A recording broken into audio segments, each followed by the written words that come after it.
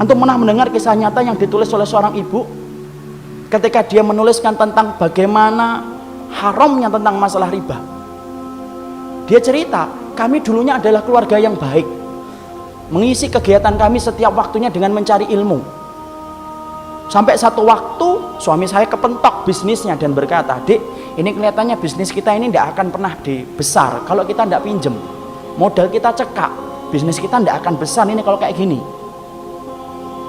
Akhirnya kemudian sang istri berkata, "Ya sudah mas, cari itu.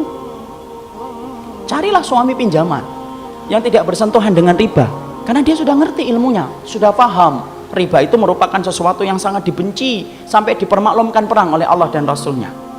Dia cari, kepentok, bukannya sabar, malah kemudian berkata, "Ini kelihatannya kita nggak dapat pinjaman, harus minjem yang ribawi." Istrinya yang sama-sama sudah ngaji berkata kepada suaminya, "Ya sudah mas, pinjam aja kalau memang itu terpaksa." Nah kita ini gampang sekali ngomong dorurah. Nanti tutup dengan sholat, banyak sedekah. Riba mah tidak bisa ditutup dengan sholat dan tidak sedekah.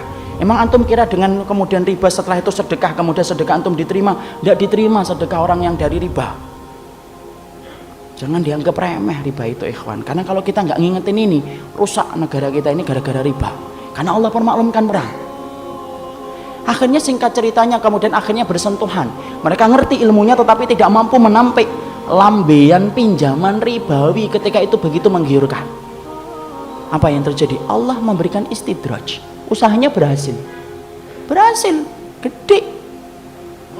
Maka kemudian sang istri bercerita ketika usahanya semakin besar, maka kegiatan kami yang setiap harinya mengkaji, mendatangi majelis ilmu kemudian jarang kita datangi karena kesibukan kami untuk kemudian mengatur bisnis kami. Suami saya kemudian mulai jauh dari kajian ilmu. Suami saya kemudian mulai menjauh dari panggilan sholat dengan alasan sedang rapat ataupun sedang nganter barang. Puncak-puncaknya kemudian terjadilah satu dosa besar yang dilakukan oleh seorang suami di mana istrinya tidak lagi bisa memaafkan.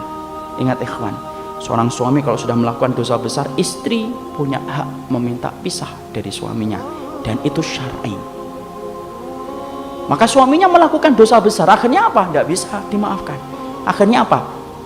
Kapal rumah tangga itu karam, tenggelam. Yang menarik adalah ketika sang ibu menuliskan kisah nyata itu, saya baca, beliau mengatakan, "Saya tidak menyalahkan suami saya tidak menyalahkan bisnisnya, tapi yang saya salahkan adalah ketika kami sudah sibuk mengkaji ilmu, kami ngerti riba itu haram, tapi ternyata kami tidak mampu untuk meninggalkan, padahal kami tahu dosa yang dipermaklumkan perang di dalam kehidupan itu cuma satu dosa riba, dan kami berani mengambil itu." Sampai kemudian akhirnya Allah memberikan musibah dalam kehidupan.